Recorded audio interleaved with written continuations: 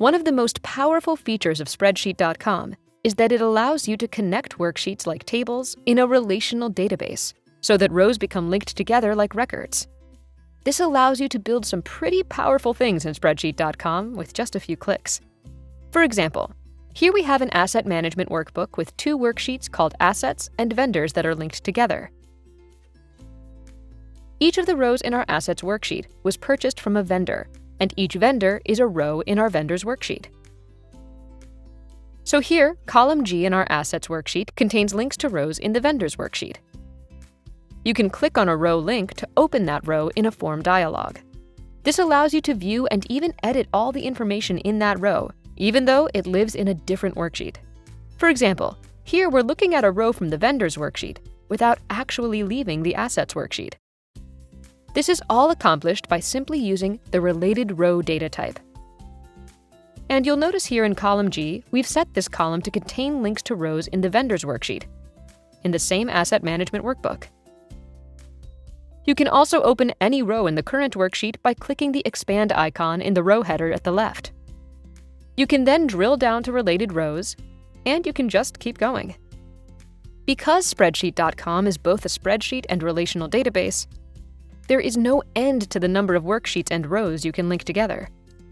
So we've just shown a simple example where rows are linked between two worksheets in the same workbook, but Spreadsheet.com lets you link worksheets together across entirely different spreadsheets, even those in different folders. So now, we'll walk through an example of how easy this is to do. So let's say in practice, each of our assets is in use by an employee, but all of our employee data exists in a different workbook called Employee Directory, which lives in our HR folder. Rather than duplicate that data, it would be much better to link to it so we maintain a single source of truth for our employee data. So, we can do this simply by inserting a column or changing column H to the related row data type. And let's call this Employees, because we're going to link to rows in the Employees worksheet of our Employee Directory workbook. And now we navigate to the HR folder, open our Employee Directory workbook, and select the Employees worksheet. We also uncheck the Allow Linking to Multiple Rows checkbox, because we want to make sure only one employee can be assigned to an asset at any given time. And now we can assign employees to assets. Once a link is established, we can see the employee's details by clicking on the row link, and then drilling down to anything else related to that employee. For example, the location where she works. You'll notice at the top of the Row Details dialog, it shows you where the row lives. If it lives in a different workbook, you can just click on the link to open that workbook and view the whole worksheet. And here you'll notice in this example that Spreadsheet.com automatically added an Assets column to the Employees worksheet, because the relationship is two-sided, just like a relational database by default.